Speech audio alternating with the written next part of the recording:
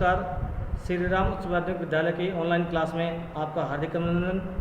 मैं geography teacher Bhanwar Singh वेदवाल कक्षा 12 के भूगोल विषय के लेसन नंबर फर्स्ट भूगोल के मानव भूगोल की परिभाषा, प्रकृति एवं विषय क्षेत्र के बारे में आज अध्ययन करेंगे।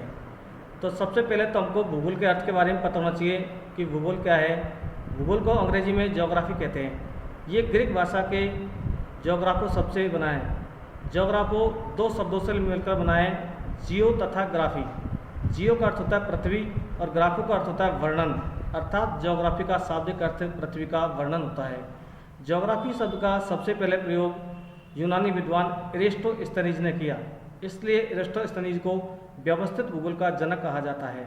और भूगोल को क्रमबद्ध एवं व्यवस्थित करने का कार्य हेकेटियस ने किया था, इसलिए हेकेटियस को भूगोल का जनक कहा जाता है। अब भूगोल की दो शाखाएं हैं महत्वपूर्ण, एक तो मानव भूगोल और एक भौतिक भूगोल, जिसके अंतर्गत मानव के क्रियाकलापों का अध्ययन किया जाता है, मानव के रहन सहन का अध्ययन किया जाता है, उसे मानव भूगोल के नाम से जाना जाता है। और जिसके अंतर्गत भौतिक पर्यावरण का अध्ययन किया जाता है, जैसे पर्वत, पठार, झील, मैदान, नदी, इनका अध्ययन किया जाता है, वो कहलाती है भौतिक भूगोल। अब मैंने इस लेसन को प्रश्नोत्तर में परिवर्तित करने का काम किया है। पूरे लेसन को क्वेश्चन आंसर विधि से तैयार किया है, तो आप अपने पेन कॉपी साथ में रखिए और साथ के साथ इसके आंसर लिखते चलिए। तो सबसे पहले मानव भूगोल का अर्थ यानी मानव भूगोल क्या है।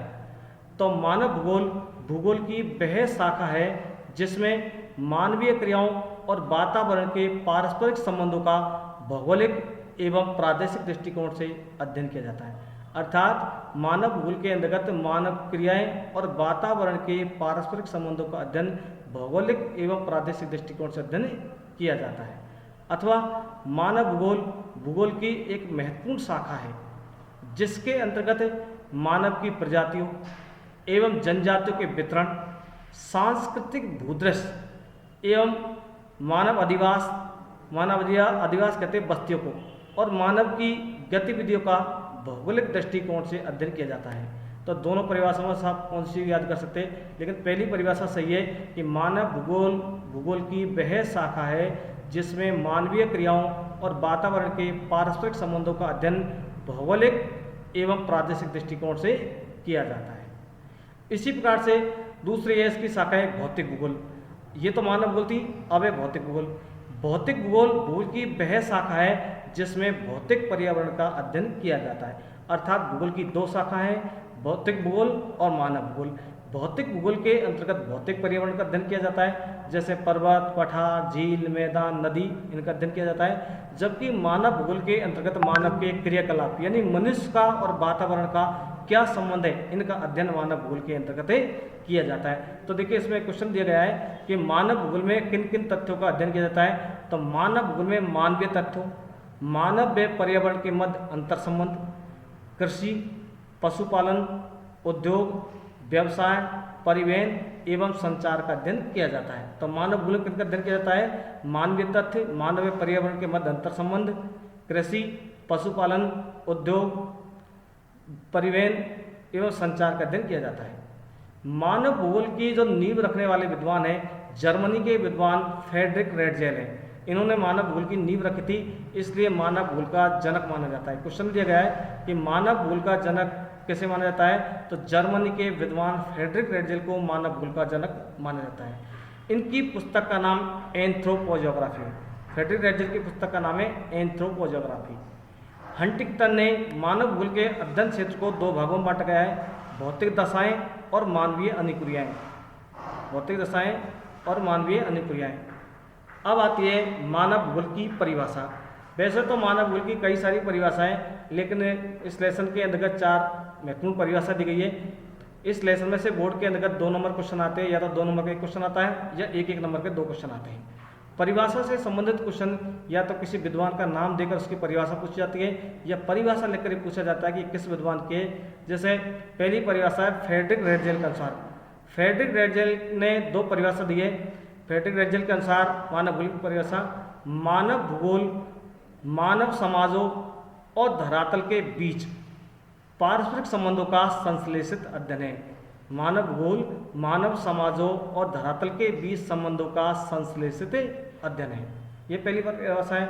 दूसरी परिभाषा है मानव भूगोल के दृश्य सर्वत्र वातावरण से संबंधित होते हैं जो स्वयं भौतिक दशाओं का योग है। मानव भूगोल के दृश्य सर्वत्र वातावरण से संबंधित होते हैं जो स्वयं भौतिक दशाओं का योग है। तो ये परिभाषा थी फ्रेडरिक रेडजेल की। फ्रेडरिक रेडजेल के शिष्य है एलन सैंपल।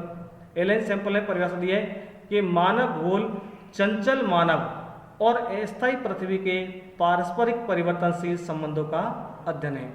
मानव भूगोल चंचल मानव और अस्थायी पृथ्वी के पारस्परिक परिवर्तनशील संबंधों का अध्ययन है। इसके बाद अगली परिभाषा है एसन डिकेन और एफआर पिट्स के अनुसार, यानी डिकेन और पिट्स के अनुसार ये सबसे सीधी परिभाषा है कि मानव भूगोल में मानव व उसके कार्यों को समाविष्ट किया जाता है। मानव भूगोल में मानव व उसके कार्यों को समाविष्ट किया जाता है। अगली परिभाषा है विडाल डिला ब्लांस के अनुसार, शॉर्ट में इसका नाम ब्लांस लिख रखा है। विडाल डिला ब्लांस के मानव भूगोल परिभाषा हमारी पृथ्वी को नियंत्रित करने वाले भौतिक नियमों तथा इस पर रहने वाले जीवों के मध्य संबंधों से अधिक संश्लेषित ज्ञान से उत्पन्न संकल्पना है। हमारी पृथ्वी को नियंत्रित करने वाले भौतिक नियमों तथा इस पर रहने वाले जीवों के मध्य संबंधों के अधिक संश्लेषित ज्ञान से उत्पन्न संकल्पना है। ये परिभाषा है विडाल डिला ब्लांस की। अब है मानव भूगोल का उद्देश्य। मानव भूगोल का उद्देश्य क्या है या मानव भूगोल की जो प्रकृति है इसके बारे में हम अध्ययन करेंगे। तो मानव भूगोल का उद्देश्य मानव का विकास व उन्नति करना ही मानव भूगोल का उद्देश्य है। मानव का विकास व उन्नति करना ही मानव भूगोल का उद्देश्य है। एक है ये विद्वान है हर्टसॉन ने कहा है कि पृथ्वी का मानवीय संसार के रूप में वैज्ञानिक रीति से वर्णन तथा विकास में योगदान करना ही मानव भूगोल का उद्देश्य है। तो देखिए मानव का विकास व उन्नति करना ही मानव भूगोल का उद्देश्य है। हर्टसॉन ने कहा है कि पृथ्वी का मानवीय संसार के रूप में वैज्ञानिक रीति से वर्णन तथा विकास में योगदान करना ही मानव भूगोल का उद्देश्य है। अब आती है मानव भूगोल की शाखाएं। मानव भूगोल की शाखाएं लगभग 16-17 शाखाएं। तो सबसे पहले आर्थिक भूगोल, कृषि भूगोल, संसाधन भूगोल, औद्योगिक भूगोल, परिवहन भूगोल, नगरीय भूगोल, जनसंख्या भूगोल, अधिवास भूगोल। अधिवास भूगोल को 2 भागों में बांटा गया है, ग्रामीण अधिवास और नगरीय अधिवास। राजनीतिक भूगोल, सैन्य भूगोल, ऐतिहासिक भूगोल, सामाजिक भूगोल, सांस्कृतिक भूगोल, प्रादेशिक भूगोल, दूरस्थ संवेदन, विपणन भूगोल और अंतर्राष्ट्रीय संबंध। लेकिन एग्जाम के अंतर्गत इसमें 1 नंबर का 2 नंबर क्वेश्चन आएगा तो 4-5 शाखाएं पूछी जाती है कि मानव भूगोल की कोई 5 उपशाखाओं के नाम बताइए या उपक्षेत्रों के नाम बताइए। इस तरह से क्वेश्चन आता है।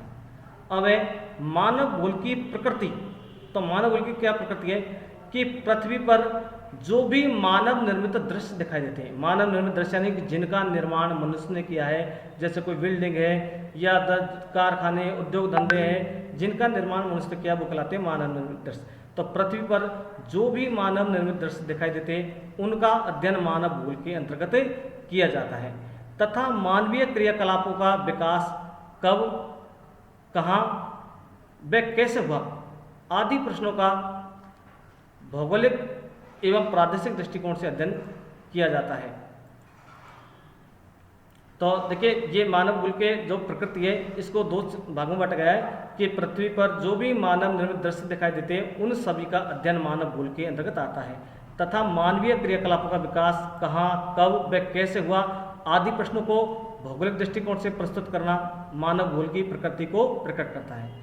तथा मानव भूगोल में यह भी विश्लेषण किया जाता है कि पृथ्वी के किसी क्षेत्र में रहने वाला मानव समूह अपने जैविक, आर्थिक व सामाजिक सांस्कृतिक विकास के लिए वातावरण का किस प्रकार प्रयोग करता है तथा वातावरण में क्या क्या बदलाव लाता है। तो मानव भूगोल की प्रकृति के अंतर्गत यह अध्ययन किया जाता है कि मानव वातावरण का किस प्रकार प्रयोग करता है और वातावरण में क्या क्या बदलाव लाता है।